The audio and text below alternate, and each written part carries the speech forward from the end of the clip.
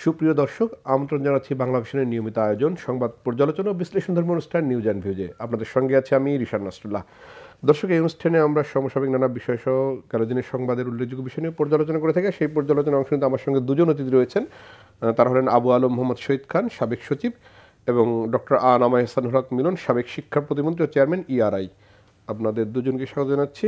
আমরা আলোচনা শুরু করব, তবে আলোচনায় যাবার আগে আমরা একটু কালোদিনের উল্লেখযোগ্য সংবাদগুলো জেনে নেই। গেলদিনের উল্লেখযোগ্য সংবাদগুলোর মধ্যে রয়েছে রাষ্ট্রীয় পৃষ্ঠপোষকতায় নতুন দল হলে তা হবে হতাশাজনক, বলেছেন তারেক রহমান। 111-এর ভয় দেখে লাভ নেই, বলেছেন বিএনপি নেতারা। সেনা শাসনের শঙ্কা নেই, বলেছেন উপদেষ্টা মাহফুজ। দিল্লির চোখ রাঙানিকে প্রতিহতের হুঁশিয়ারি। সরকারের ছত্রছায়ায় কিংস পার্টি গঠনের উদ্দেশ্য নেই, জানালেন সমন্বয়করা। সব সংস্কারে দরকার নিরপেক্ষ সরকার, বলেছেন ডাক্তার শফিক। স্বচ্ছ নির্বাচনে ডক্টর ইউনূসই যথেষ্ট, মন্তব্য সার্জিসের। ঐক্য বিনষ্টে খেলছে ভারত, বলেছেন মাহমুদুর রহমান। বিদ্যুতের দাম বাড়ানোর চাপ দিচ্ছে দাতারা, জানিয়েছেন উপদেষ্টা। লুটপাটকারীদের বিচারে জ্বালানি অপরাধ ট্রাইব্যুনাল গঠনের তাগিদ। মোটা দাগে এই ছিল গেল যে উল্লেখযোগ্য বিষয়। আমি আবু আলম শহীদ খান আপনাদেরকে দিয়ে শুরু করতে চাই। বেশ কয়েকদিন থেকে রাজনীতির আলোচনার বিষয় রাষ্ট্রীয় পৃষ্ঠপোষকতায় নতুন দল। আমরা যদি একটু পিছনের দিকেও যাই, আমাদের গণতান্ত্রিক রাজনৈতিক প্রক্রিয়ায় বেশিরভাগ দলই আসলে রাষ্ট্রীয় পৃষ্ঠপোষকতার মধ্যে দিয়েই তৈরি হয়েছে। তারপরও সেই রাজনৈতিক দলগুলোর হাত ধরে হয়তো গণতন্ত্রের পথ সুগম হয়েছে। আপনার আসলে কি মনে হয়? রাষ্ট্রীয় পৃষ্ঠপোষকতায় নতুন দল গঠন, এটা আলোচনায় এই জন্য আসছে যে এরকম একটা সম্ভাবনা সৃষ্টি হয়েছে বা এরকম আমরা দেখতে পাচ্ছি। নাগরিক ছাত্র আন্দোলনের যে নাগরিক কমিটি বা তাদের সাথে সরকারের যে সম্পর্ক এবং তাদের প্রতিনিধি আছেন, তারা তাদের যে বক্তব্য দেন এবং বাইরে যে দুজন আছেন একই ধরনের বক্তব্য দেন, একই ধরনের কথাবার্তা বলেন, যার ফলে মানে জনগণের এবং অন্যান্য রাজনৈতিক দলের আস্থা এবং বিশ্বাসে কিছুটা চির ধরেছে যে কিংস পার্টি ধরনের কিছু হচ্ছে কিনা, বা রাষ্ট্র কোনো একটা দল গঠন করতে চায় কিনা, নির্বাচন নিয়ে যে ডিলেইং ট্যাকটিক্স সেটা তাদেরকে সহায়তা করার জন্য কিনা, জাতীয় নির্বাচনের আগে স্থানীয় নির্বাচন করাটা কি তাদেরকে আরেকটু সহযোগিতা করা কিনা। কেননা স্থানীয় নির্বাচন সাধারণত জাতীয় নির্বাচনের আগে স্থানীয় নির্বাচন হলে যে মহাভারত অশুদ্ধ হয়ে যাবে এরকমটা নয়। বাট আমরা যেটা দেখেছি সেটা হলো জেনারেল আইয়ুব খানের সময়, জেনারেল জিয়ার সময়, জেনারেল এরশাদের সময়, যেহেতু এই তিনজনেরই কোনো দল ছিল না, রাজনৈতিক দল, তখন তারা স্থানীয় নির্বাচনটা আগে করেছেন এবং সেখান থেকে তারা তাদের রাজনৈতিক দল করার জন্য মানুষ খুঁজে বের করার চেষ্টা করেছেন। তো সেই কারণে স্থানীয় নির্বাচন যখন আগে বলার কথা হয় তখন একটা সন্দেহ, অবিশ্বাস বাধা দেয় যে কী ব্যাপার, এটা হঠাৎ করে কেন এটা করা হচ্ছে। এবং আবার যদি তার সাথে যোগ করি যে সমন্বয়কদের কেউ কেউ স্থানীয় সরকার প্রতিষ্ঠান যেগুলো ভেঙে দেওয়া হয়েছে তাদের প্রতিনিধিদের সাথে ঢাকা একটা বৈঠক করেছিলেন। মিডিয়া সূত্রে জানা গেছে যে সেখানে 3,000 থেকে 4,000 জন মানুষ নাকি উপস্থিত ছিলেন এবং সেখানে তারা যখন এসব বলেছেন যে তাদেরকে ফিরিয়ে আনা হবে, তারা খুবই আনন্দিত হয়েছিলেন এবং কেউ কেউ এরকমও বলেছিলেন যে আপনারা নতুন দল করেন, আপনাদের সাথে আমরা আছি। তো এই সব মিলে যখন আমরা দেখি তখন যে রাষ্ট্রের যে পৃষ্ঠপোষকতা সেটা নিয়ে প্রশ্ন ওঠে এবং এই প্রশ্ন ওঠা খুব স্বাভাবিক। এবং পৃষ্ঠপোষকতায় যদি দল করা হয় তাহলে তো সেটা ঠিক হবে না। কেন আমাদের 24-এর গণ-অভ্যুত্থান বা আমরা যে স্বপ্ন দেখি বা যে জন্য বাংলাদেশের স্বাধীনতা, একটা মানবিক গণতান্ত্রিক অসাম্প্রদায়িক বাংলাদেশ গড়ে তোলা, সেখানে রাষ্ট্রীয় পৃষ্ঠপোষকের দল হলে সেটা নিয়ে কথাবার্তা হবে, এটা খুব স্বাভাবিক। অনেকে মনে করেন যে বিএনপিও একটা কিংস পার্টি বা জাতীয় পার্টি একটা কিংস পার্টি। বিএনপি যখন গঠিত হয়েছে, অবশ্যই বিএনপি কোথায় গঠিত হয়েছে এটা আমরা জানি, কিন্তু 1991 সালের যে নির্বাচন, যে স্বৈরাচার বিরোধী আন্দোলনের এরশাদ সাহেবের পতনের পরে গণ-অভ্যুত্থানের মধ্য দিয়ে সেই নির্বাচনে বিএনপি কিন্তু জনগণের ভোটে নির্বাচিত হয়ে সরকার গঠন করেছিল। 2001 সালেও বিএনপি জনগণের ভোটে নির্বাচিত হয়ে সরকার গঠন করেছিল এবং তত্ত্বাবধায়ক সরকারের অধীনে নির্বাচন দুটো হয়েছিল। সুতরাং বিএনপিকে আপনি ওই তকমা দিয়ে এখন বলতে পারবেন না, কেউ কেউ বলার চেষ্টা করছে যে বিএনপি তো একটা কিংস পার্টি, বাট সেই যে তকমাটা, সেই তকমাটা 2001 এবং 1991 সালের পর থেকে এটা দেওয়া যাবে না। তেমনিভাবে জাতীয় পার্টি যখন চলে গিয়েছিল ক্ষমতা থেকে, তারা ক্ষমতায় আসেনি, বাট তারা কিন্তু একটা নির্বাচন করেছিল 91 সালে এবং বেশ সংখ্যক সিট তাদের অধীনে ছিল, তারা জিতেছিল প্রায় 37টার মতো সিট সম্ভবত। এটার ফিগারটা আমি একদম এক্স্যাক্টলি মনে করতে পারছি না, বাট তারা জিতেছিল। এরশাদ সাহেব জেলে থেকে 5টা আসনে বিজয়ী হয়েছিলেন। সুতরাং এগুলোর প্রমাণক আছে যে আপনি হঠাৎ করে কোনো দলকে কিংস পার্টি বানাতে পারবেন না। কিংস পার্টি তখনই হবে যখন একেবারে রাষ্ট্রীয় পৃষ্ঠপোষকতায় আপনি দল করার চেষ্টা করবেন এবং আপনার দলটা পুরোপুরি রাষ্ট্রের সাহায্যে গড়ে উঠবে। যেটি 2008 সালের পরে আমরা দেখেছি অনেকগুলো। 2008 সালের পরে ওই সময় করার চেষ্টা 2006 থেকে 8 এর মধ্যে করার চেষ্টা করা হয়েছিল। 2018 22 এর 24 এর ইলেকশনও করা হয়েছে। এগুলো আসলে ফাইনালি টিকে না, জনগণ এগুলোকে অ্যাকসেপ্ট করে না, এরকম প্রমাণও আছে। তো দেখা যাক কি হয়। মিলন ভাই, একদমই এই স্যারের এই কথা দিয়ে শুরু করি যে কিংস পার্টি হিসেবে তকমাত বিএনপিকে দেয়া ঠিক হবে না, এই যুক্তিটা আসলে কিভাবে গ্রহণ করবে? এবং বিএনপির ব্যাপারে আরও বেশ কিছু অভিযোগ রয়েছে, অর্থাৎ বিএনপি স্বৈর শাসকদের রাজনীতিতে পুনর্বাসন করার বিষয়টি অভিযোগ রয়েছে। বাকশাল থেকে আওয়ামী লীগকে পুনরুজ্জীবিত করার বিষয়েও বিএনপিকে কেউ কেউ বলে থাকেন যে বিএনপি সেটি করেছে, বা 91-তে জাতীয় পার্টিকে রাজনীতি করার অধিকারও বিএনপি দিয়েছে। এরকম বিষয়গুলোর ব্যাপারে আসলে বিএনপির অবস্থানটা কি, আর এখন যেটি আছে যে ছাত্রদের নিয়ে যে বিএনপির যে অবস্থান? দুইটি বিষয়ে ধন্যবাদ আমাদের বিজ্ঞ আলোচক এবং দর্শক শ্রোতা, শুভেচ্ছা জানাচ্ছি। দেখুন, প্রথমত হলো বিএনপি যে আপনি বলছেন রাষ্ট্রীয় পৃষ্ঠপোষকতা হয়েছে, সেই সময়ের প্রেক্ষাপটটা একটু ভিন্ন ছিল। 75-এর পট পরিবর্তনের পর আওয়ামী লীগ নিশ্চিহ্ন হয়ে গিয়েছিল এবং শহীদ রাষ্ট্রপতি জিয়াউর রহমান তিনি এসেছিলেন রাজনীতিতে বহুদলীয় গণতন্ত্র, সংবাদপত্রের স্বাধীনতা। তো গণতন্ত্রকে যখন পুনরুজ্জীবিত করতে হয় তখন উনি চিন্তা করেছেন যে একটি মাত্র দল তখন ছিল, আর জাসদ ছিল। যদি আপনি হিসেবে আসেন, জাসদও তখন সুবিধা করতে পারেনি, ভঙ্গুর অবস্থায় ছিল। তো একটা গণতান্ত্রিক পরিবেশ, বহুদলীয় গণতন্ত্র হতে হলে তখন আওয়ামী লীগকে এখানে স্পেস দিতে হবে এবং তিনি সেই স্পেসটা দিয়েছিলেন এবং বহুদলীয় গণতন্ত্রের প্রবর্তক হিসাবে এই কারণে তিনি আখ্যায়িত হয়েছেন। আজকের প্রেক্ষাপটে যদি আমি একই কথা বলি, আমাদের যিনি গণতন্ত্রের প্রবর্তক ছিলেন শহীদ রাষ্ট্রপতি জিয়াউর রহমান, তো আমরা তারই অনুসারী হয়ে আজকের প্রেক্ষাপটে আমরা বলতে পারি না যে আমরা এককভাবে ইলেকশন করব বা আওয়ামী লীগের মতো ইলেকশন করব, আমরা আর মামুরা, আমরা আর ডামিরা, এইভাবে তো জনশ্রুতি বা জনগণের সমর্থন পাওয়া যায় না। সেই ক্ষেত্রে আমরা মনে করি বহুদলীয় গণতন্ত্র থাকুক এবং গণতান্ত্রিক প্রক্রিয়ার মধ্যে সকলে নির্বাচন করুক। তার অর্থ এই নয় যে আমরা আওয়ামী লীগকে নিমন্ত্রণ করছি। আপনি দেখুন, আওয়ামী লীগের বিচার যদি করেন, আপনি ব্যক্তিগতভাবে মন্ত্রী, নেতা, তাদের দুর্নীতি, তাদের অপশাসন সব কিছু মিলিয়ে বিচার করলে তারা এমনি নির্বাচন থেকে সটকে পড়তেই হবে তাদেরকে রায়ের জন্য। আবার যদি দলীয় প্রধান হিসেবে দলকে আপনি দোষী সাব্যস্ত করেন, সেই ক্ষেত্রেও দলকে আইসিটি কোর্ট তারা নির্ধারণ করবে যে আওয়ামী লীগের সভানেত্রী শেখ হাসিনা এই জেনোসাইড করেছে কি করে নাই, তিনি আহ্বান করেছেন, ওবায়দুল কাদের আহ্বান করেছেন, এবং সেই কারণেই তো এই জেনোসাইড হলো, 2000-এর মতো মানুষ নিহত হলো, রক্তের প্লাবন বইয়ে দিল। সেই ক্ষেত্রে আওয়ামী লীগকে দোষী সাব্যস্ত করে যদি আইসিটি কোর্ট বাদ দেয়, সেটা তারা বাদ দেবে, কিন্তু বিএনপি তো সেটা বলতে পারে না। তাহলে এই দুটি ক্ষেত্র। আরেকটি ক্ষেত্রে দেখেন, বর্তমানে যে প্রেক্ষাপট নিয়ে আপনি আলোচনা করছেন, আমরা যদি স্বাধীনোত্তর ওনাদের সময় দেখি, সেই সময় আসম আব্দুর রব, আব্দুল কুদ্দুস মাখন এবং শাহজাহান সিরাজ এবং নুর আলম সিদ্দিকী, চার খলিফার ভূমিকা আমরা জানি স্বাধীনতার সময় এবং সেই সময় ছাত্র রাজনীতি সব মিলিয়ে। তারা কি স্বাধীনতার পরবর্তী সময় শেখ মুজিবের ক্যাবিনেটে তো তারা যায়নি, আমরা এই ধরনের কোনো প্রচলন দেখিনি। বা আমরা যদি 90-এর গণ অভ্যুত্থান ধরি, আমানুল্লাহ আমান কিন্তু পরের দিন সরকারে আসেনি, তারা ছিল সেই শক্তি সরকারের পতনের জন্য। আজকের প্রেক্ষাপটে এই বাংলাদেশে সরকার গঠন করেছে ছাত্ররা এবং ডক্টর ইউনূস সাহেব নিজেই বলেছেন। তো ওনারা গঠন করেছে, ওনাদের মনের মতো গঠন করেছে, ওনারা যাকে ইচ্ছে তাকে নিয়ে গঠন করেছে। এখন সেই সরকার যদি ফেইলিওর হয়, সে দায়িত্ব তো বিএনপি নিতে পারে না। কিন্তু বিএনপি তো বারবার বলছে এই সরকারকে ফেল হতে দেওয়া যাবে না। হ্যাঁ, সেটা তো আমরা অবশ্যই বলবো, কারণ তারা সংস্কার করছে, সুন্দর নির্বাচন দিবে, তা আমরা চাই না এই সরকার ফেইলিওর হোক, সেটা আমরা চাই না। কিন্তু সরকার যখন নিজেই উপলব্ধি করতে পারছেন যে তারা টিকে থাকতে পারছে না, জনগণ যে আশা আকাঙ্ক্ষা নিয়ে এই সরকার প্রতিষ্ঠিত করেছে সেই জায়গায় তারা ব্যাপ্ত ঘটিয়েছে, এটা তো নির্দ্বিধায় বলা চলে। দ্রব্যমূল্য হতে শুরু করে প্রত্যেকটি বিষয়ে আপনি দেখতে পাচ্ছেন। তো সেই ক্ষেত্রে বিএনপি তো বলতেই পারে যে যত তাড়াতাড়ি নির্বাচন, তত তাড়াতাড়ি আমরা গণতন্ত্রের পথে যাব, তাহলে তো এই দেশে শান্তি শৃঙ্খলা প্রতিষ্ঠিত হবে। সেই জন্য বিএনপি বলছে যে আমরা সংস্কারও হবে, অ্যাট দ্য সেম টাইম নির্বাচন হবে। এইটা নিয়ে যে এই কথা কাটাকাটি, এটা অর্থহীন বলে আমার মনে হচ্ছে। যেমনিভাবে বলা হচ্ছে যে বিএনপি 111-কে ইনভাইট করছে।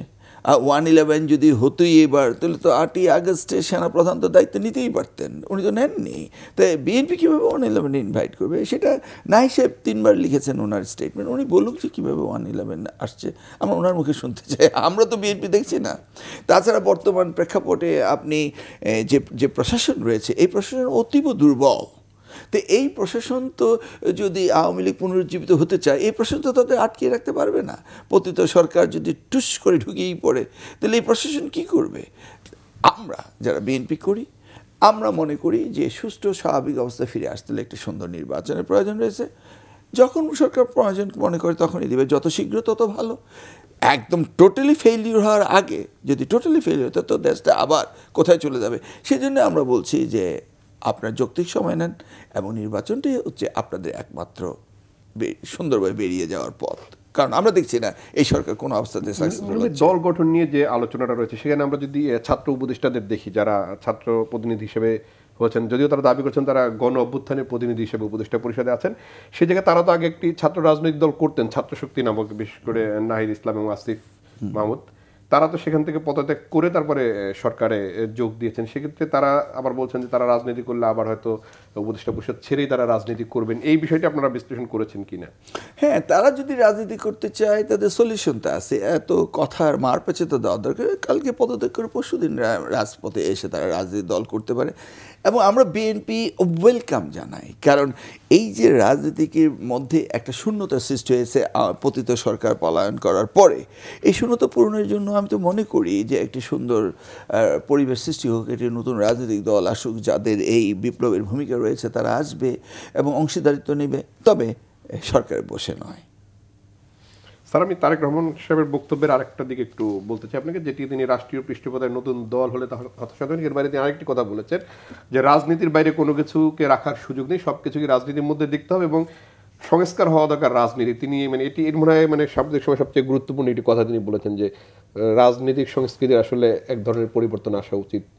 না, এটা তো বহুদিন ধরে আলোচনা হচ্ছে আমাদের দেশে যে আমাদের যে সংস্কারগুলো করতে হবে, রাষ্ট্রীয় যে সংস্কার, যেখানে যেখানে আমরা রাষ্ট্রের যন্ত্রগুলোকে এবং রাষ্ট্রের যে সাংবিধানিক প্রতিষ্ঠানগুলোকে প্রায় ধ্বংস করে ফেলেছি।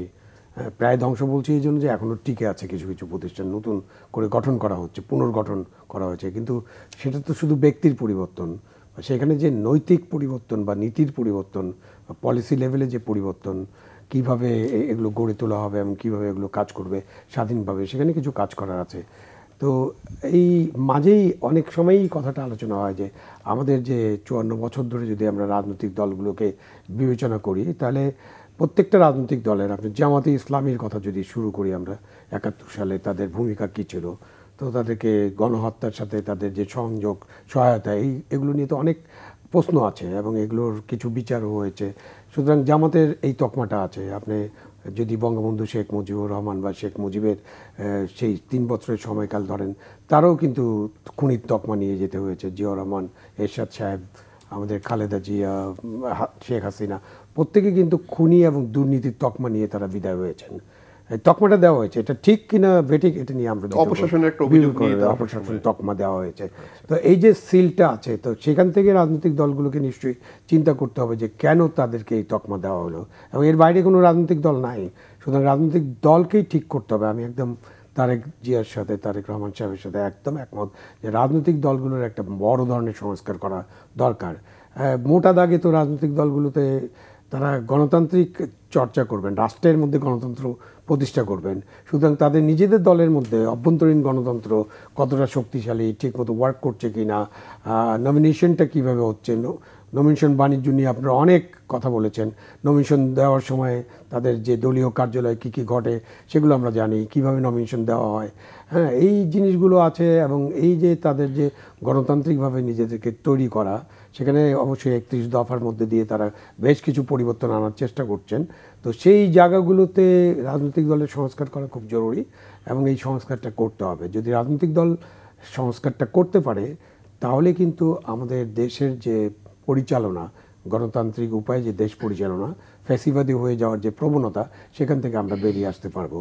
এবং ফাইনালি সবসময় যেটা আমি বেসিক্যালি মনে করি, সেটা হলো রাজনীতিটা রাজনৈতিক দল করবে, রাষ্ট্রটা রাজনৈতিক দল চালাবে। এখন আমাদের দুর্ভাগ্য বা সৌভাগ্য যেটাই বলেন না কেন, যদি খুব সৌভাগ্য হয় তাহলে আমরা ভালো রাজনৈতিক দল পাবো, বা রাজনৈতিক দল সংস্কার হয়ে শুদ্ধ হয়ে তারা ভালোভাবে দেশ পরিচালনা করবেন। অথবা রাজনৈতিক দল যেমন রাজনৈতিক দল, যেমন আমাদের জনগণ, আমাদের যা স্ট্যান্ডার্ড, রাজনৈতিক দলের যা স্ট্যান্ডার্ড, সেরকম একটা শাসন হবে। বাট তাদেরকে সুযোগ দিতে হবে। আমাদের রাজনৈতিক দলগুলোকে সেই সুযোগটা দেওয়া হয় না। সুযোগটা ওনারা যখন পান তখন সেটা সদ্ব্যবহার করেন না, করতে পারেন না, অথবা তাদের ইন্টারভেন করে তাদেরকে সেই সুযোগ থেকে সরিয়ে ফেলা হয়।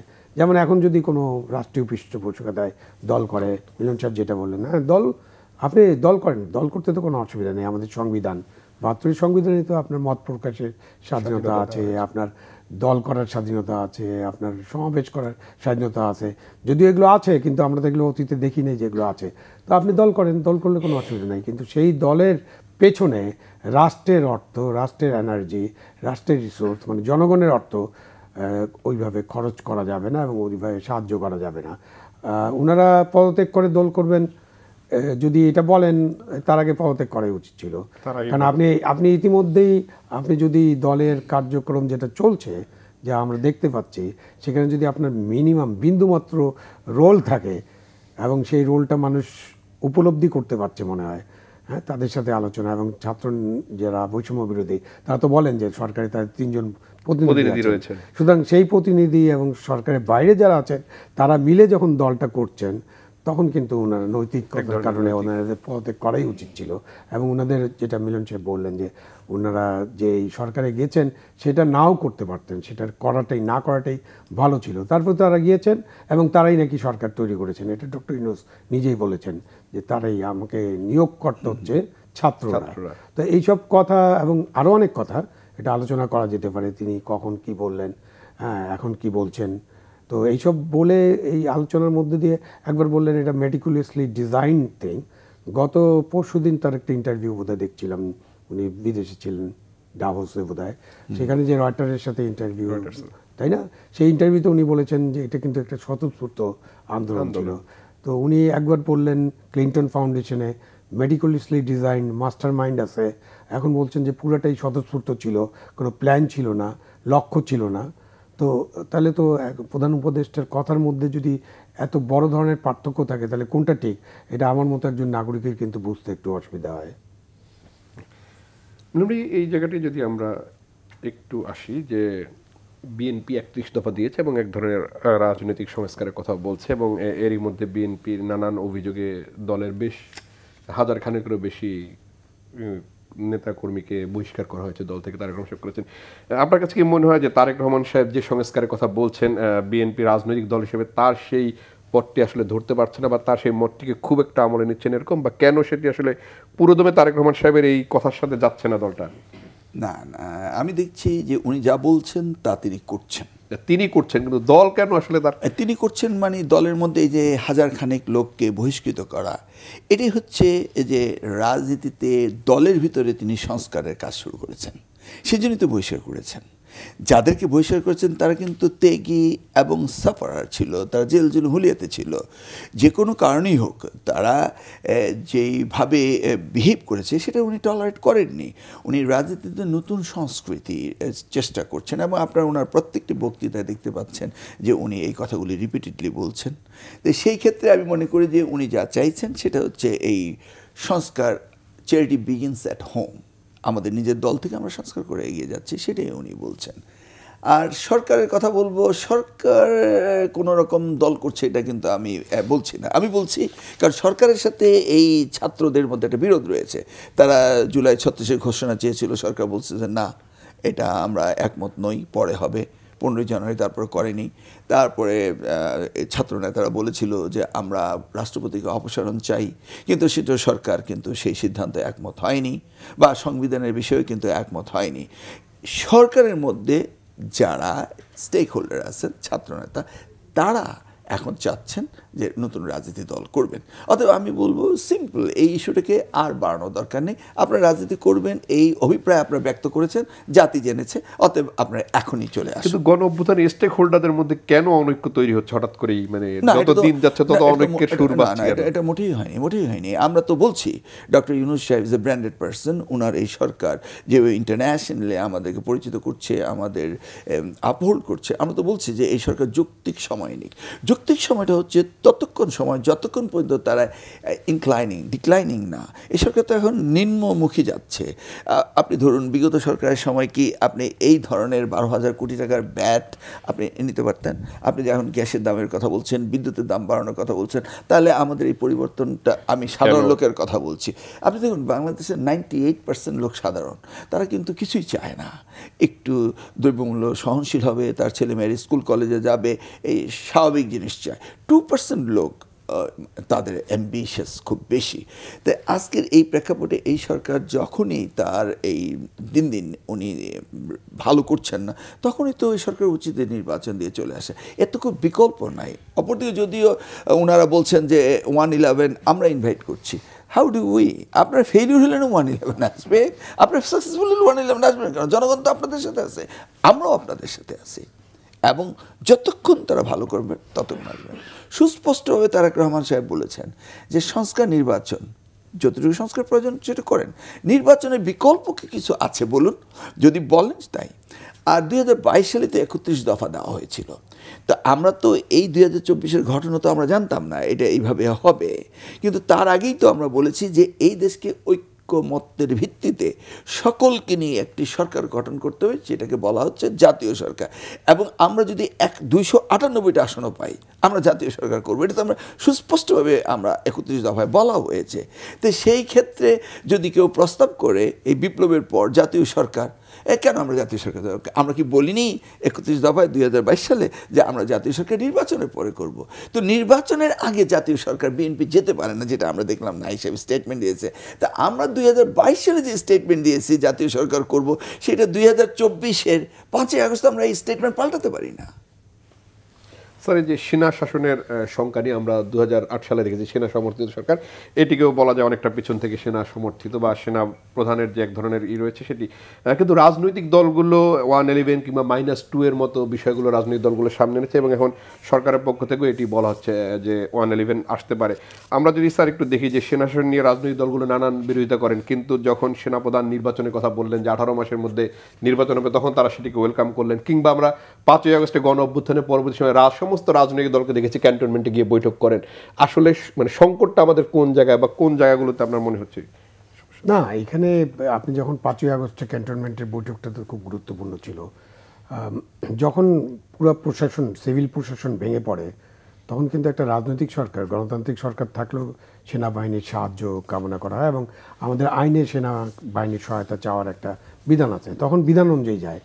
তো এখন ধরেন যে একটা নির্বাচিত সরকার স্বাভাবিকভাবে সেনাবাহিনী, পুলিশ, প্রশাসন, বিচার ব্যবস্থা বা রাষ্ট্রের যে অঙ্গগুলো আছে তারা ওই সরকারের সাথে কাজ করে, এবং আমাদের ওই কাজ নিয়ে অনেক বিতর্ক আছে, বা আমরা কীভাবে কাজ করি সেটা নিয়ে ব্যবহার করা, দলীয়করণ করা, দলবাজ করা, দলদাসে রূপান্তরিত করা, কেউ কেউ নিজের থেকে হওয়া, সেগুলো অনেক সমালোচনা আছে। বাট রাজনৈতিক দল কিন্তু সেই কমান্ডটা তাদের কাছে থাকে যে তারা নির্বাচিত হয়েছেন, তাদের লেজিটিমেসি আছে যে তারা নির্বাচিত হয়েছেন, সুতরাং তাদের যেভাবে তারা কাজ করাতে চান, তাদের যে লক্ষ্য উদ্দেশ্য, সেটা বাস্তবায়নের জন্য আইনানুগভাবে সকলেই কাজ করবেন।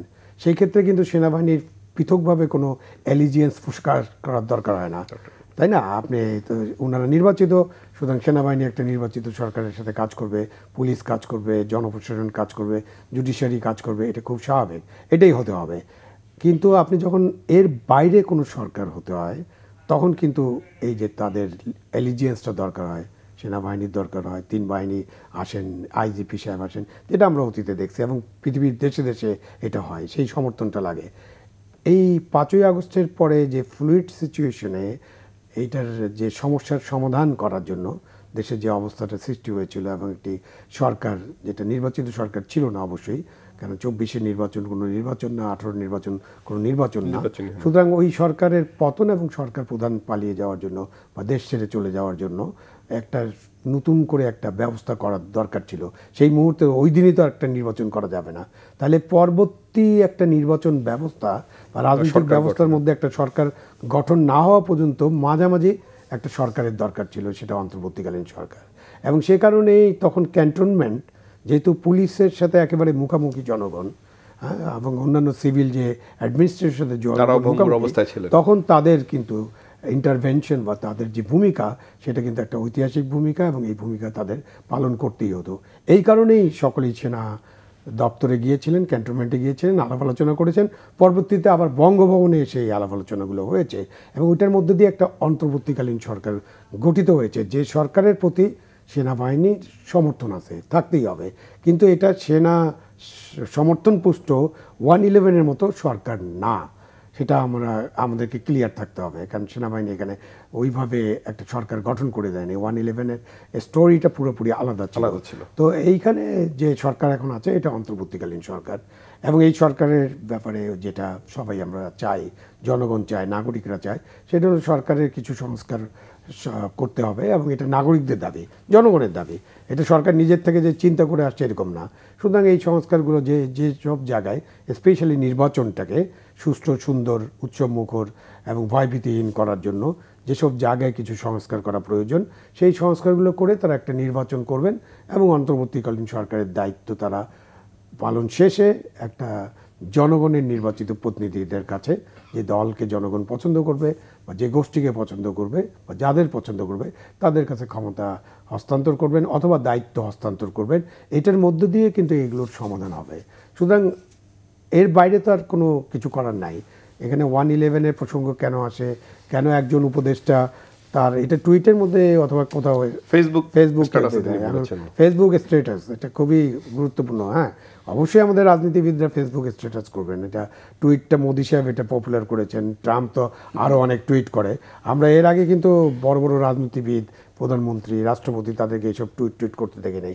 This is a modern communication টুল যেটা তারা ব্যবহার করতেছেন, বাট সেটার ব্যবহার করার সময় সাবধান থাকতে হবে। আপনি যখন একজন উপদেষ্টা, প্রধান উপদেষ্টার জন্য অনেক অ্যাঙ্গেল আছে, উনি অনেক কিছু নিয়ে টুইট করতে পারেন, যেটা উনি এখনও করেন নাই, করছেন না। বাট আপনি যখন একজন উপদেষ্টা, তখন আপনি এমন কোনো টুইট করতে পারবেন না যেটা উপদেষ্টা পরিষদ অ্যাপ্রুভ করে নেই, কেন আপনি একটা যৌথ নেতৃত্বে কাজ করছেন, সেটার একটা আছে। একজন মন্ত্রী ইচ্ছা করলে প্রধানমন্ত্রীকে না জানিয়ে বা প্রধানমন্ত্রী বা মন্ত্রিসভায় কোনো আলোচনা না করে একটা টুইট করে দিবে যে এরকম করা যায় না, এটা হবে না। সুতরাং এই টুইটগুলোর ব্যাপারে আমাদের বিশেষভাবে আমাদের যারা তরুণ ছাত্রনেতা, যারা ছাত্রত্ব থেকে উপদেষ্টা পরিষদে গেছেন, তাদের মধ্যে টুইট করার প্রবণতাটা অনেক বেশি, অন্য কারোর দেখা যাচ্ছে না। সুতরাং তারা টুইট করার ব্যাপারে সাবধান হবে, এটা আমরা প্রত্যাশা করতেই পারি। কেউ তো এরকমও টুইট করে দেন, একটা ম্যাপই বদলায় দেন বাংলাদেশের, অন্য দেশের অংশ বাংলাদেশের মধ্যে অন্তর্ভুক্ত করে দেন। ভেরি ডেঞ্জারাস ফেসবুক পোস্টিং, কিন্তু ভেরি ডেঞ্জারাস। সেটা অন্য দেশের, হ্যাঁ, আপনি চাইতেই পারি মনে মনে, বা আপনি মনে মনে চাইতেই পারেন যে ভারতে আরও 2-4টা স্বাধীন দেশ হোক, হতেও পারে কোনো একদিন, হবে না এরকম না। কিন্তু আপনি একজন উপদেষ্টা পরিষদের সদস্য হিসেবে অন্য দেশের মানচিত্র নিজের দেশের সাথে যোগ করে, হ্যাঁ, সরকারের মধ্যে থেকে আপনি এটা করতে পারেন না। নাগরিক হিসেবে আমরা করতে পারি না। এবং এটাকে তো ওই দেশটা, যে দেশেরটা আপনি করবেন, সেই দেশটা কীভাবে নিবে, খুব স্বাভাবিকভাবে তারা মনে করবে এটা তাদের স্বাধীনতার সার্বভৌমত্বের জন্য হুমকি, তাদের প্রতি একটা হুমকি। তো এটা তো একটা রিস্কি জব। সুতরাং টুইট করার ব্যাপারে আমাদের যেটা ছাত্র উপদেষ্টারা, যারা এখন উপদেষ্টা, যারা ছাত্র ছিলেন বা এখন ছাত্রত্ব পুরোপুরি শেষ করছেন কিনা আমার জানা নেই, কেন আমি তাদের পুরো বায়োডাটা দেখতে পারিনি। কেউ কেউ বলেন যে উনি অনার্স ফাইনাল করেছেন, MA পরীক্ষা এখনও বাকি আছে, এরকম শুনি আর কি। তো পুরোটা পরিষ্কার না আমার কাছে। তো তারা যে সমস্ত টুইট করেন এই ব্যাপারে তাদের সাবধান হওয়া দরকার, সাবধান হতে হবে। এবং ওই তাদের টুইটের কারণেই কিন্তু এই যে আপনি আজকে যে প্রশ্নগুলো আছেন, 111, সেনাবাহিনীর ইন্টারভেনশন, অমুকের ইন্টারভেনশন, আন্তর্জাতিক লবিতে কি হচ্ছে, কোথায় কি ঘটতে পারে, এই তাদের জন্যই কিন্তু এই সমস্যাগুলো সৃষ্টি হচ্ছে। তো এই সমস্যাগুলো থেকে তাদের বের হতে হবে। এবং আমি খুব অবাক হয়ে লক্ষ্য করলাম যে একজন তরুণ উপদেষ্টা, উনি এখনও বয়সে তরুণ, ওনার রাজনৈতিক অভিজ্ঞতা কি আছে এটা তো আমরা জানি, মানে এই যে কোটা আন্দোলন বা তার আগে যে আপনি বলছেন ছাত্র শক্তি, সেটারও জন্ম হয়েছে বোধহয় 22 সালে, তো 2-1 বছর আগে। তো ওনার রাজনৈতিক অভিজ্ঞতা কী আছে এটা আমরা জানি। উনি আমাদের দেশের একটা বড় রাজনৈতিক দলের সেক্রেটারি জেনারেল, মহাসচিবের বক্তব্যের চ্যালেঞ্জ করে আরেকটা বক্তব্য দেন। টু মাচ হয়ে যাচ্ছে না? কেন ওনার বয়স, ওনার অভিজ্ঞতা, ওনার যে বক্তব্য। এবং আপনি প্রথম কথা হলো যে আপনি অন্তর্বর্তীকালীন সরকারে গিয়েছেন, মানে আপনি দলনিরপেক্ষ সরকার। আপনি রাজনৈতিক দলের, শুধুমাত্র মহাসচিব না, আপনি রাজনৈতিক দলের কোনো বক্তব্যের ব্যাপারে আপনি তো কোনো পাল্টা বক্তব্য দিবেন না। এটাই আপনার জন্য শোভন এবং নৈতিক, কারণ আপনি কোনো দলীয় সরকার না। শুধু ওনার রাজনৈতিক বক্তব্য আপনি দল করেন, দল থেকে দিয়েন বা অন্য কোনো দল দেবে। আর আপনি যদি ওনার সাথে এই বিষয়ে আপনারা আলাপ করতে চান, তাদের সাথে আলাপ আলোচনা করতে পারেন, করে আপনারা কথা বলতে পারেন। বাট উনি একটা কথা বলবেন, তার পাল্টা আমি একটা কথা বলবো, তো এটাই তো রাজনীতিতে অংশগ্রহণ। তখন কিন্তু আপনি রাজনীতিতে অংশগ্রহণ করছেন। সুতরাং তাহলে আপনি রাজনৈতিক দলই করেন। আমি মিলন সাহেবের সাথে একবারে একমত যে আপনি এইসব করার আগে, কারো বক্তব্যের প্রতিবাদ করার আগে বা রেসপন্স করার আগে আপনি দয়া করে নিজের রাজনৈতিক দলে যোগ দেন, যোগ দিয়ে আপনি কথা বলেন যে ওই রাজনৈতিক দলের এই বক্তব্য আমার মনে হয় সঠিক না, বা এই বক্তব্য আমরা সমর্থন করি না, আমাদের পাল্টা বক্তব্য এটা। কিন্তু সরকারে আপনি একজন উপদেষ্টা মাত্র, আপনি প্রধান উপদেষ্টাও নন, কিন্তু আপনি তার রাজনৈতিক একটা বক্তব্য দিয়ে দিচ্ছেন, একটা রেসপন্স দিয়ে দিচ্ছেন, সেটা মনে হয় নাগরিকরা ঠিকভাবে দেখবে না। মেবি ওনারা মনে করতেছেন দে আর ভেরি পপুলার, তারা একটা গণঅভ্যুত্থান করেছেন এবং খুবই শক্তিশালী একটা স্বৈরাচারকে হটিয়ে দিয়েছেন, সুতরাং তারা নিজেদেরকে খুব ক্ষমতাবান মনে করতে পারেন। বাট সবসময় ওই সময়ের যে 5ই আগস্ট বা ওই জুলাই মাসে যা যা ঘটেছে সেটা কিন্তু পুনরাবৃত্তি এখনই ঘটবে, এটা আশা করা খুব দুরাশা করতে হবে। এটা আশা করা কিন্তু ঠিক না। জি, আমরা আলোচনা করবো, তবে একটা বিরতি নিয়ে আসি। দর্শক, নিউজ অ্যান্ড ভিউজের নিচে ছোট্ট একটি বিরতি, আমাদের সঙ্গেই থাকুন, ফিরবো কিছুক্ষণ পরেই।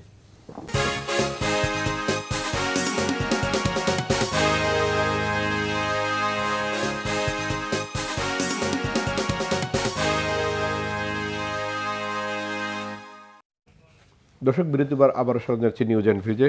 মিলন ভাই, নির্বাচন প্রক্রিয়ায় বিএনপি নির্বাচন দাবি করছে এবং সরকার একটি টাইমলাইনও দিয়েছে যে ডিসেম্বর অথবা যদি আগামী বছরের জুলাইয়ের মধ্যে তারা নির্বাচন করবেন। এই ডেডলাইনে সংস্কারের কথা বলেছেন এবং আমি যদি আবু আলম শহীদ খান বলছিলেন যে প্রধান উপদেষ্টা WTO-তে গিয়ে একটি রয়টার্সের সাক্ষাৎ, সেখানেও তিনি বলেছেন যে যদি জনগণ কম সংস্কার চায় তাহলে তিনি ডিসেম্বরের মধ্যে নির্বাচন করবেন। এই কম সংস্কার আর বেশি সংস্কার, এই বিষয়টা আসলে মোটা দাগে কোনো ব্যাখ্যা বা বিশ্লেষণ তারা দিয়েছে কিনা, যেহেতু রাজনৈতিক দলগুলোর সাথে আলোচনা হয়েছে, আপনার দল সেটি জানে কিনা? তার আগে বলতে হয় আসলে ডক্টর ইউনূস সাহেব একটু প্রবলেম পড়ে গিয়েছেন, ওনার কথার ভিতরে একটু ডিফারেন্স আমরা দেখতে পাচ্ছি। তো উনি যেটা বলছেন যে যদি দলগুলো চায় তাহলে আমি নির্বাচন আগে দিয়ে দেব, এবং যেই কয়টা সংস্কার দরকার সেটা, এটি কিন্তু বাস্তবমুখী কথা উনি বলছেন। কারণ দেখুন, আবু আলম সাহেব যেভাবে কথাগুলো বললেন, দেখুন সরকার থেকে সরকারের দায়িত্বপ্রাপ্ত কেউ এটা কি আওয়ামী লীগের মহাসচিব ওবায়দুল কাদের যে বিএনপির মহাসচিবকে বলবে? না না, স্পেসিফিকলি উনি তো সচিব ছিলেন, আমি তো কিছুদিন 5 বছর মন্ত্রীর দায়িত্ব ছিল। আমার দায়িত্ব ছিল শুধু শিক্ষা মন্ত্রণালয় সম্বন্ধে কথা বলার, অন্য মন্ত্রণালয় সম্বন্ধে কি আমি কথা বলতে পারতাম? আমার তো আই ওয়াজ নট অথরাইজড। হ্যাঁ, প্রধানমন্ত্রী বলতে পারেন, পররাষ্ট্রমন্ত্রী বিদেশে গেলে তিনি সব মন্ত্রণালয় নিয়ে কথা বলতেন, কারণ উনি সরকারের প্রতিনিধি হিসাবে হচ্ছে। কিন্তু এই সরকারে একজন যেই দলের দায়িত্ব, তিনি যেই মিনিস্ট্রির দায়িত্ব সেই মিনিস্ট্রির বাইরে কথা বলছেন। আমি যদি বলি, বিগত সময়ে ধরুন আপনাদের অনেক মিডিয়া এমন সব উদ্ভট কথাবার্তা বলছে, প্রপাগান্ডা ছড়িয়েছিল, সেই কারণে কিন্তু হতাহত বেড়েছে। কিছু কিছু মিডিয়া যদি মনে করেন জুলাই মাসের শেষের দিকে তারা একটু সংযত হতো, তাহলে আমার মনে হয় হতাহত কমে আসতো। এই যে একটা ইনস্টিটিউশনাল ক্রাইম তারা করেছে, মিথ্যে কথা অপবাদ ছড়িয়ে, জানি আমি অনেক মিডিয়ার উপরে অনেক প্রেশার ছিল বিভিন্ন এজেন্সি, তারপরে কিছু কিছু অতিরঞ্জিত করে এমনভাবে ক্ষমতার মসনদে শেখ হাসিনাকে বসিয়ে রেখেছিল, যে কারণে শেষ মুহূর্তে তারা পালাতে চাচ্ছিল না। আচ্ছা, সেই মিডিয়াগুলো কি কোনো ট্রায়াল হয়েছে? হয়নি। যারা একদম খুব বেশি উচ্ছৃঙ্খলতা করেছিল, কিছু কিছু তো বাধ্য হয়ে করেছিল। তাহলে আপনি সরকারি থেকে বিএনপি মহাসচিবকে কেন আপনি কথা বলবেন? You don't have that rights. আর যদি সেই রাইটস দিতে হয়, ওনার সাথে আমি একমত যে আপনি ছেড়ে চলে আসেন। এখন নির্বাচন কখন দিবে সেটা তো কোশ্চেনটা। নির্বাচন যদি পরিস্থিতি ওনাদের নিয়ন্ত্রণে থাকতো, যেটা মহাসচিব বলেছেন, আমাদের নেতা বলেছেন যে আপনারা যুক্তিসঙ্গত সময় নিয়ে করুন। এখন দেখুন, দ্রব্যমূল্য মানুষ কি চাচ্ছে সেটা তারা পাচ্ছে না, আইন শৃঙ্খলা নিয়ন্ত্রণ কি যাচ্ছে পাচ্ছে না। এই সরকার কি দুর্নীতি নিয়ে একটি কথা বলছে? এখনও কিন্তু একই ট্রেন্ড রয়েছে, একইভাবে।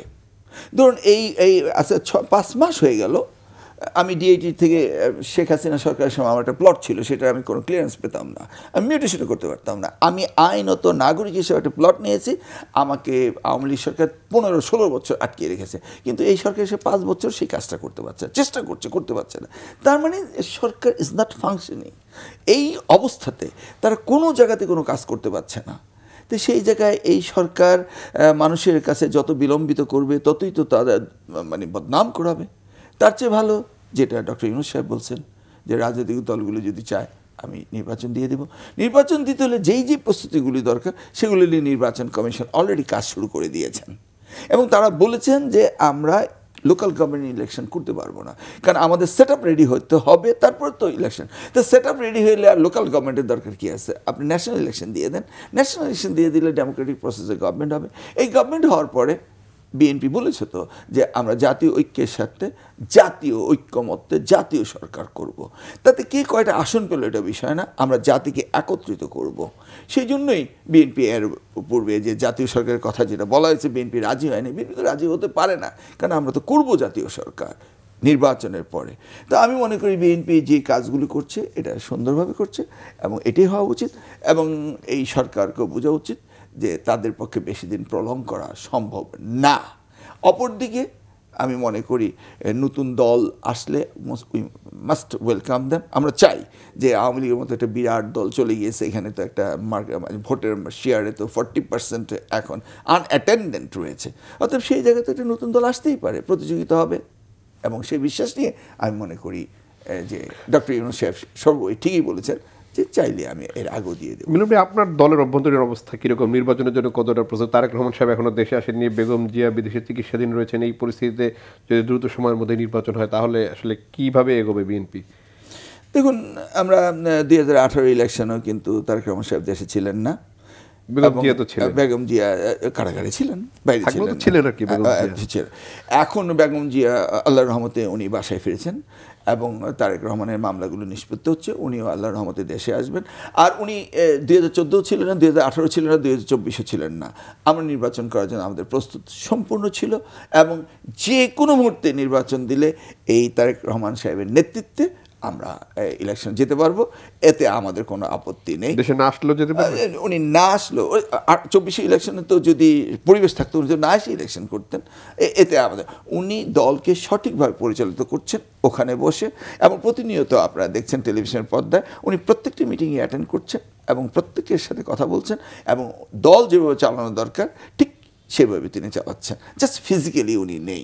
আর ফিজিক্যালি আনার ব্যাপারে কিন্তু এই সরকারের তেমন কোনো সক্রিয়তা আমরা দেখিনি। কিন্তু মামলা তো অনেকগুলো প্রত্যাহার করা হয়েছে। এই সরকার তো জানে এগুলি ফলস মামলা, এগুলি গায়েবী মামলা। এই সরকার তো পরের দিন একটি সার্কুলারে প্রত্যেকটি মামলা উঠিয়ে ফেলতে পারতেন। আমার বিরুদ্ধে যতগুলি মামলা হয়েছে মিথ্যে মামলা, এগুলি কি উঠিয়েছে? উঠে আয়নি।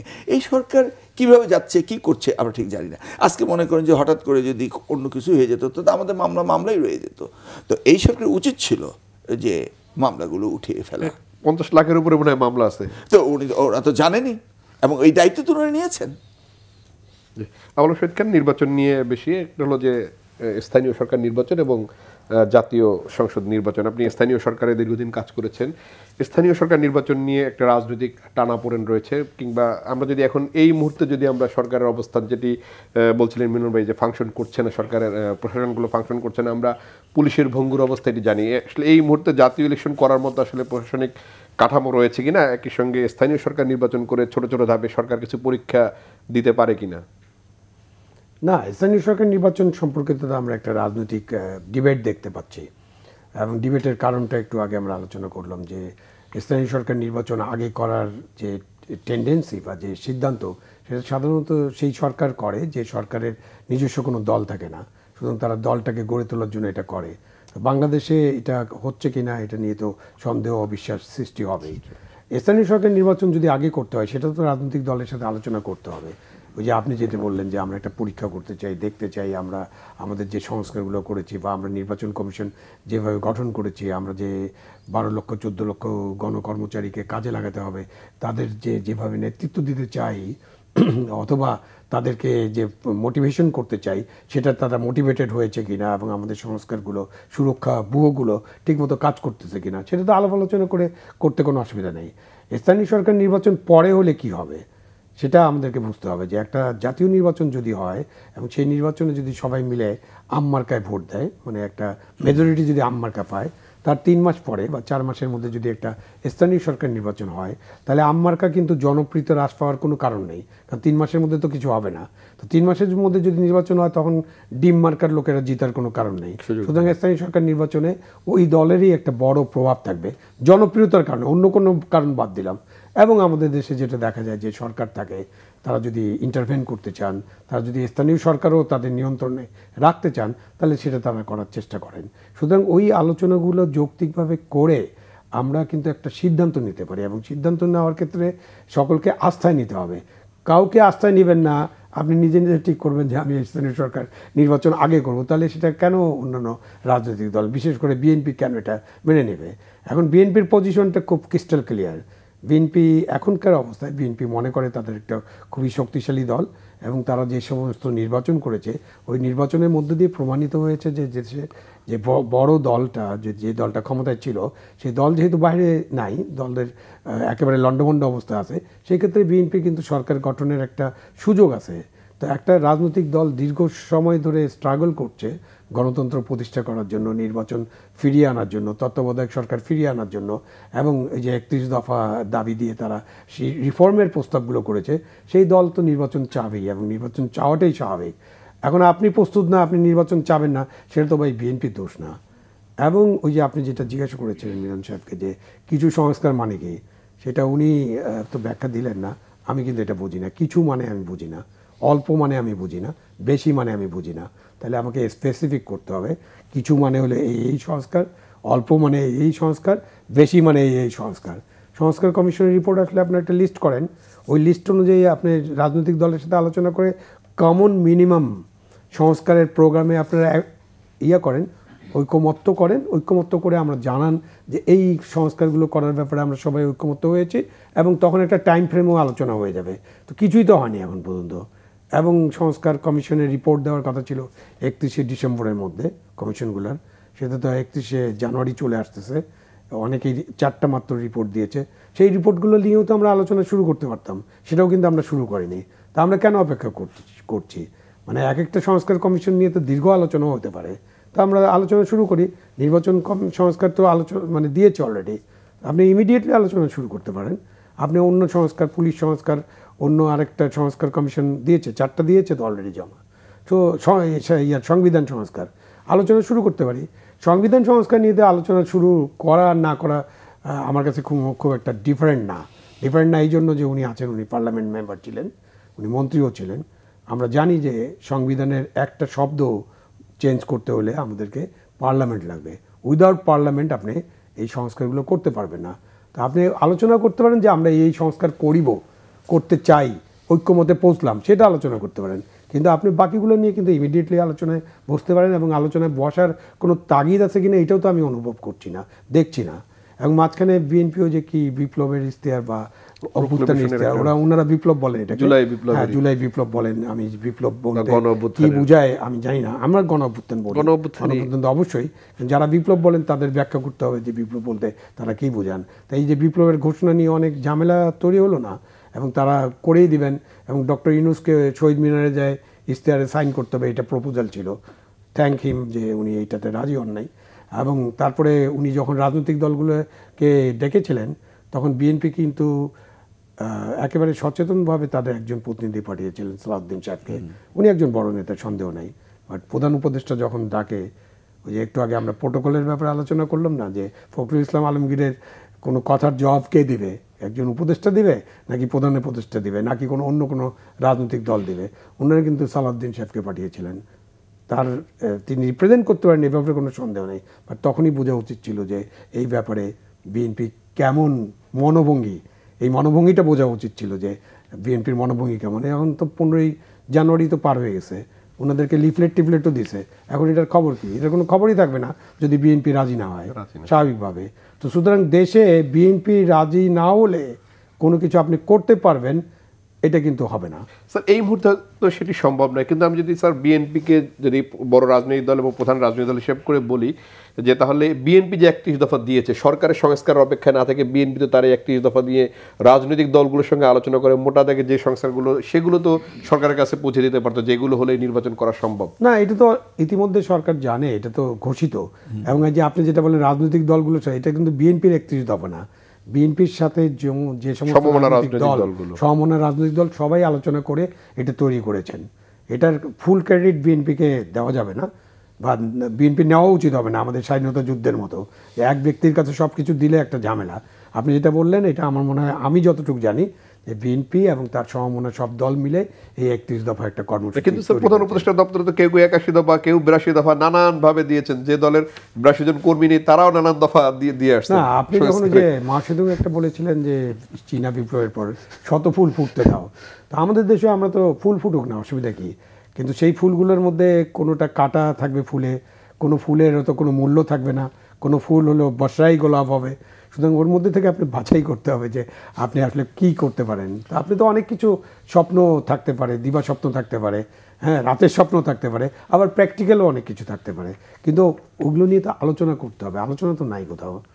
যেমন আমরা সেই দিকে আছি, আমি একটু মানুষের দিকে আসি, যেটি হচ্ছে গ্যাস বিদ্যুতের দামের বিষয়টি, যেটি উপদেষ্টা গতকালকে বলেছেন যে বিদ্যুতের দাম বাড়ানোর চাপ দিচ্ছেন দাতারা। এর মধ্যে গ্যাসের দাম বাড়াতে শিল্প খাতে গ্যাসের দাম বাড়ানোর একটি প্রস্তাবনা এনার্জি রেগুলেটরি কমিশনের কাছে দিয়েছেন। অর্থাৎ বাজারের যে পরিস্থিতি সেই বা আমাদের যে অর্থনৈতিক যে পরিস্থিতি, ভঙ্গুর পরিস্থিতি থেকে উঠে আসার যে জায়গা, সেই জায়গাটা আসলে এই সময়ে এই সিদ্ধান্তগুলো যৌক্তিক হবে কি না? প্রথমত আমি ওনার একটা বিষয় বলিনি, যেটা বললে সেটা হচ্ছে নির্বাচন রিলেটেড যে সংস্কারগুলি দরকার, না করলেই নয়, সেগুলি করতে হবে। আপনি তো দেখেছেন জনপ্রশাসনের সংস্কারের প্রস্তাবনা দেওয়ার পরে জনপ্রশাসনের কর্মকর্তারাই ওটার বিরুদ্ধাচরণ করেছে। তো আমি তো দেখতেছি যে কেমন সংস্কার করতে পারছে সেটাও বুঝতেছি না। হাওয়ার আপনার এই প্রশ্নের উত্তরে তাহলে এই IMF-এর প্রেসক্রিপশনে তো আগের সরকারও এই একই ভাওতা দিয়ে একই কথা বলে দ্রব্যমূল্য বাড়াতো, তো এখন এই সরকারও একই কথা বলছে। তাহলে আমরা যারা ওই 98% লোক, আমাদের কোনো ভাগ্যের পরিবর্তন আসলো না। আমরা দরকার সরকারও বানাবো না, দলও গঠন করব না, আমাদের দ্রব্যমূল্য নিয়ন্ত্রিত না। তো এই যে শতকরা 98% লোক, এই যে 30,000 যে আহত হলো, এই 2,000 মারা গেল, এর মধ্যে তো বিএনপি 500-এর মতো, বাকি তো আমার সাধারণ লোক মারা গিয়েছে। তো এই আত্মহত্যি, এটার কোনো অর্থ রইল না। তো যদি একই প্রেসক্রিপশনের কথা বলা হয়, তো যে কোনো লোকই তো সরকার চালাতে পারবে, যে ঠিক আছে আমরা যেমন ব্যয় হবে তেমন আয় করে নেব, কিন্তু যারা দেবে তারা কোত্থেকে দেবে? আপনি তো আগে সরকারে ছিলেন, আপনার কি মনে হয় যে বিএনপি ক্ষমতা আসলে এইসব প্রেসক্রিপশনের বাইরে থাকার সুযোগ থাকবে? হ্যাঁ, থাকবে। সেটাকে টেকনিক্যালি হ্যান্ডেল করতে হবে। কারণ দেখুন, একটি দেশের স্থিতিশীলতার উপরে নির্ভর করে বৈদেশিক সাহায্য, সহজে সব কিছু। মনে করেন একজন বাড়িতে বিজনেস করবে, সে যদি কনফিসকেশনের কোনো সম্ভাবনা থাকে, সেখানে বিজনেস করতে আসছে না। এটা হচ্ছে স্টেবল গভর্নমেন্টের সাথে ফরেন রিলেশনগুলো খুব যুক্তিসঙ্গতভাবে হয়। আনস্টেবল গভর্নমেন্টের সাথে নগদ পাওনা দেওয়া নগদ হয়। আপনি যখন দেখবেন স্টেবল গভর্নমেন্ট, বিএনপি 5 বছরের জন্য এসছে বা অন্য একটি দল সরকার গঠন করেছে, তখন দেখবেন যে things are completely different, unless Awami লীগের মতো ভুয়া নির্বাচন বা মানি লন্ডারিং বা বিদেশে টাকা অর্থ পাচার করা, that is not a credible government. এখানে গ্যাসের দাম বাড়ানো বা বিদ্যুতের দাম বাড়ানোর ব্যাপারে একটা ছোট ইনফরমেশন আমরা শেয়ার করতে পারি। সেটা হলো যে এই সরকার যখন দায়িত্ব নিয়েছেন, যিনি জ্বালানি উপদেষ্টা, তিনি বলেছেন যে আমাদের যে LNG আমদানি বা যেসব জিনিসে আমরা চুক্তি করেছি সেটা অনেক বেশি অর্থ দিয়ে আমরা চুক্তি করেছি। তা আপনি এই 5 মাসের মধ্যে আপনি চুক্তিগুলোকে ঠিক করলেন না কেন? তাহলে আপনি রিভিউ করে বা নতুন চুক্তি করে আপনি তো কম মূল্যে, ওনারা যদি বেশি মূল্যে এনে থাকেন তাহলে ওটা প্রমাণ করেন যে ওনারা বেশি মূল্যে আনছেন, আমরা কম মূল্যে আনছি, তাহলে তার দাম বাড়ানোর দরকার হয় না। আপনার ওই সাদা মাটা যে আপনি ওই দাম, ওই সমস্ত চুক্তি চলবে, আপনি দামও বাড়াবেন, তাহলে আর ওই সরকারকে দোষারোপ করে লাভ কি? ওই সরকার তো অবশ্যই দুষ্ট, কারণ তারা এই চুক্তিগুলো ঠিকমতো করে নাই এবং বারবার এটা বলা হচ্ছে, কিন্তু আপনি এটা রেকটিফাই করবেন না, না করে আবার দাম বাড়াবেন। নো, এটা এইভাবে জনগণের উপর চাপ দেওয়া, এটা অ্যাকসেপ্টেবল না। জি, আলোচনা শোনার জন্য আবু আলম মোহাম্মদ শহীদ খান এবং ডক্টর আনম ইহসান আলম, আপনাদের দুজনকে অসংখ্য ধন্যবাদ। দর্শক, নিউজ অ্যান্ড ভিউজ থেকে আজকের মতো বিদায় নিচ্ছি। ভালো থাকবেন, সুস্থ থাকবেন, শুভরাত্রি।